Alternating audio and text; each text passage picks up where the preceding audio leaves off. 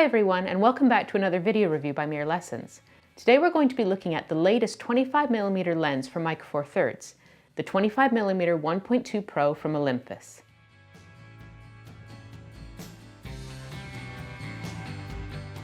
The 25mm f1.2 is currently the fastest 25mm autofocus prime for the system. Announced alongside the OMD EM1 Mark II in September at Photokina, it targets advanced amateurs and professional users who often work in poor light conditions and frequently take environmental portraits, such as wedding or event photographers. Being one of the larger and heavier primes for the system, it isn't exactly pocketable.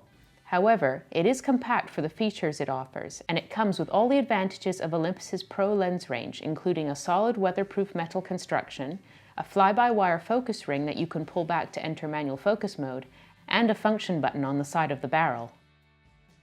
It comes with a round plastic lens hood that does a good job of protecting the front element and mitigating flare. There's an unlock button to keep it in place, and it can be reversed over the lens when not in use. It also features a 62mm filter thread.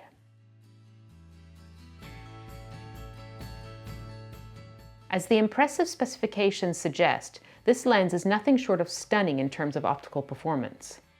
Unlike many lenses which are quite soft at the fastest apertures, the 25mm starts out with a bang, delivering excellent sharpness at the center at f1.2. The results continue to improve little by little up until f4 and remain very usable up to f11. This applies to images taken at infinity focus and close focus distances.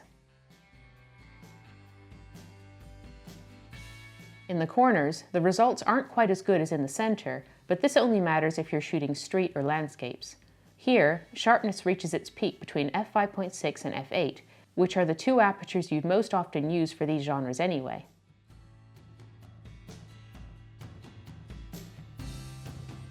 At the fastest apertures, the out-of-focus area is creamy with very smooth transitions between elements, and you can achieve good subject separation for both half-body and full-body environmental portraits.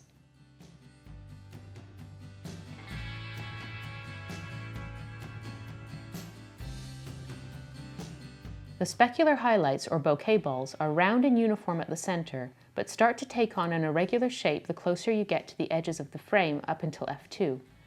Beyond f2, you'll notice that the bokeh balls begin to take on the shape of the 9-sided diaphragm. The minimum focus distance of this lens is 30 centimeters, which isn't bad, but of course isn't a substitute for a macro lens.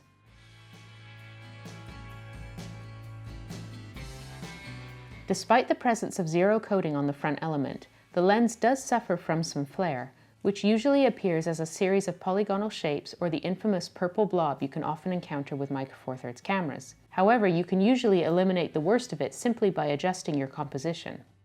Chromatic aberrations and distortion are both well controlled, and vignetting disappears by f2.8.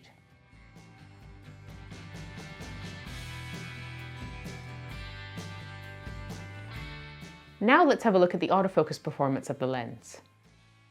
On the latest Micro Four Thirds cameras from Olympus and Panasonic, the lens is quick and reliable in single autofocus, only slowing down a little in low light or in situations lacking contrast. In continuous autofocus, the lens performs well for stills, but can be slower for video, taking more time to switch from one focus point to another. Of course, the performance will also depend on the camera being used. As for the manual focusing experience, we found the fly-by-wire focus ring very accurate and easy to use, in part because its clutch mechanism lets you rapidly switch between autofocus and manual focus without having to enter the menu. Pulling the focus ring down also reveals a distance scale that can come in handy for astrophotography or zone focusing.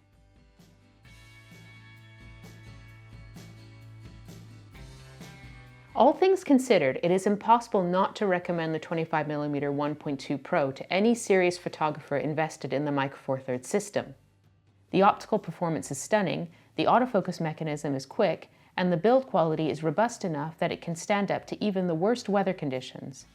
It is expensive, yes, but the price is justified by the superior quality compared to other primes in the system. Perhaps my only word of warning is that its size and weight make it a less than ideal match for smaller Micro Four Thirds bodies. Otherwise, it is impossible to find a better standard lens for the system today. So, as always, thank you for watching, and if you enjoyed this video, don't hesitate to like and subscribe. See you next time. Bye-bye.